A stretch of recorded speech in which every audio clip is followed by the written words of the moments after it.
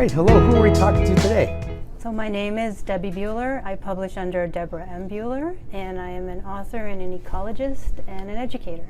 Does the ecologist part factor into your stories? Oh yes, very much so. Big time? I guess Yeah. we're going to get into that. Yeah. So what inspired you to become a writer in the first place? I've been reading and writing for as long as I can remember. Books for me as a child were an escape and a refuge, but they were also a way to learn things. And for me, writing Tiares, my debut novel, is really about paying it forward. I want readers to go on an adventure with her, have an escape in troubled times. It's a hopeful book, and I think people need hope right now. But I also think they'll learn something about ecology and history. Tiares has a very modern perspective on history, as you'll find out. So, yeah. And that's the book right there. You want to hold it up? This is the book. Yeah. And that's on the Collingwood website right now, because I saw, was there a review for it? Or I saw the cover.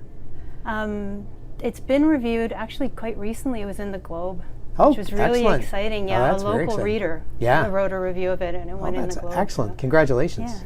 Yeah. And so the stories you like to tell are ecologically based. Is there an element of fantasy in there? Is there an element of romance? Is there another kind of style to the story that you'd... So there's almost everything in this book. In terms of the stories I like to tell, it's usually adventure stories where the reader can learn alongside of the protagonist. So the protagonist goes somewhere new and exciting, and the reader learns about it with them.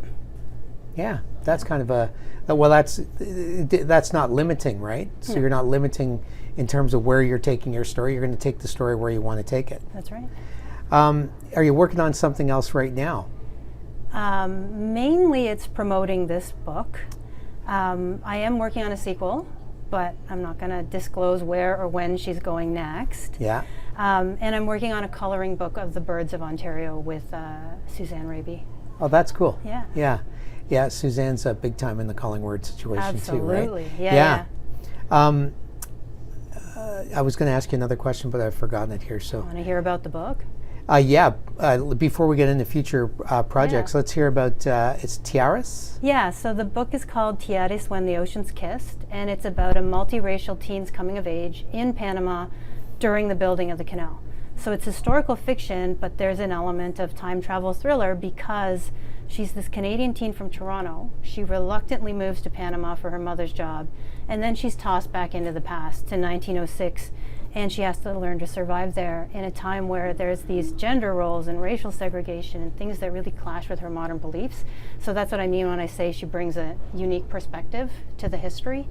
And of course the big question is she going to get home? Yeah, and is it young adult? Is that the genre? Would it be categorized as that? Or? Because it's a teenage protagonist, it's classified as young adult. But that said, I think YA is a bit of a manufactured category. I don't think teens read that differently from adults. And definitely many adults have read the book and have liked it and have learned from it. Yeah. And aren't we always coming of age? Yeah, story is a story, right? Yeah.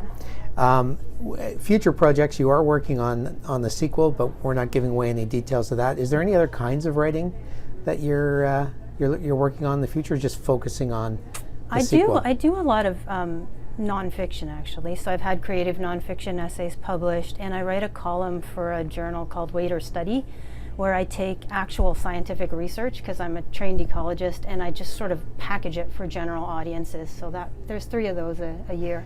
And do you have any advice for up-and-coming writers? Keep reading, keep writing. I think the world needs more writers and readers, because I think we're inherently curious people who can look deeply at the world and turn that into story. And I think that makes the world a more empathetic place. Empathy is key. Thank you very much for your time today. Thank you.